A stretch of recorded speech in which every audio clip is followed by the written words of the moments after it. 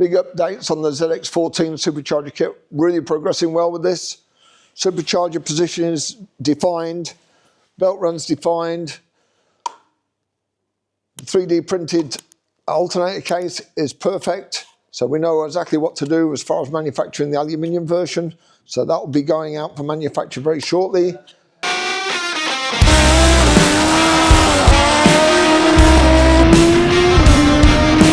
Like MotoGP speed. Doing a wheelie at 140 mile an hour.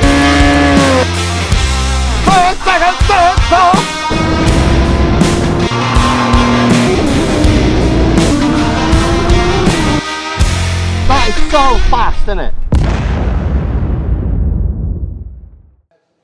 Out of the Supercharger, now into an intercooler. Intercooler's a pretty good size for the bike, and the air going into it is coming in through the front of the fairing like it used to go to the airbox, but now it doesn't go to the airbox, it is forced through the intercooler.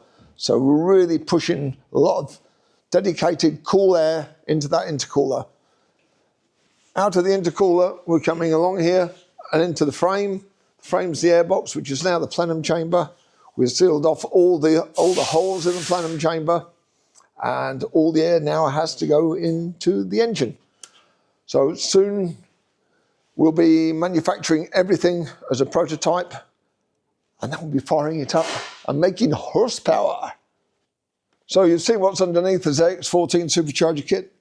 We've lashed up the bodywork so you can see how it fits, and you see with me sat on it that the Supercharger doesn't come out any further than my leg, and I haven't got the fattest legs in the world, so you can see that she's pretty trim.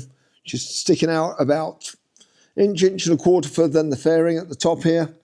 All this goes on with no modification, just a little trim around here, a little trim underneath on this main bodywork. We're going to start manufacturing of the alternator cases next month, and by the end of January we'll have the first 10 kits manufactured, and we'll be testing. If you want a kit, remember we're only making 10 to start with.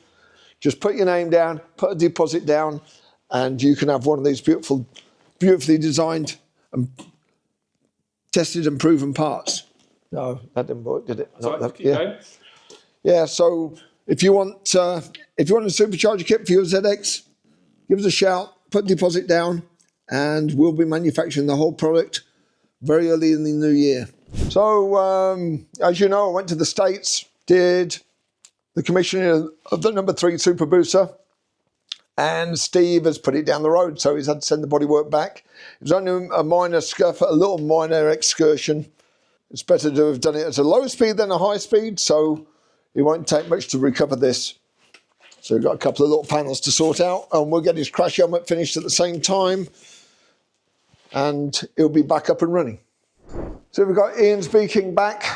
Earlier in the year, we supercharged Ian's bike, and he asked if he could do some top speed runs with it. I said, if you do top speed run, the least you need to do is put some race fuel in there. The beaking doesn't have an intercooler, so things are going to get really hot. Ian chose what turned out to be probably the hottest day of the year. Although he put his race fuel in, he still nibbled the pistons when he was doing his 1 mile, standing mile run. Obviously that was the end of his day, and I felt a little bit guilty because I said I thought he'd be okay with race fuel, but unfortunately he wasn't. It's, you know, like I say, it was the hottest day of the year. It probably wasn't the right thing to do, and the advice wasn't 100%. So we came to an agreement, and I've rebuilt the bike with new pistons, new bore, everything's sweet, and we've retuned it. So now for the street is running 270 horsepower, and if he runs race fuel is running 318 horsepower.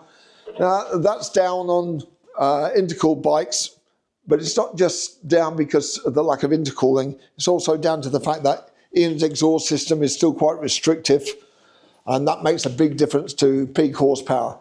Doesn't make too much difference at the bottom end, but at the top end, these tiny pipes don't do a lot for the job. So this is something to bear in mind. A little bit of a learning curve for me. I shouldn't have been so optimistic. You want the best out of the bike, you've got to have the best exhaust system. You need certainly need an intercooled engine if you are doing top speed events. There's no point in sticking a load of air that's 100 plus degrees into an engine on the hottest day of the year and giving the engine a hard time. So Ian, she's ready for you to collect tomorrow.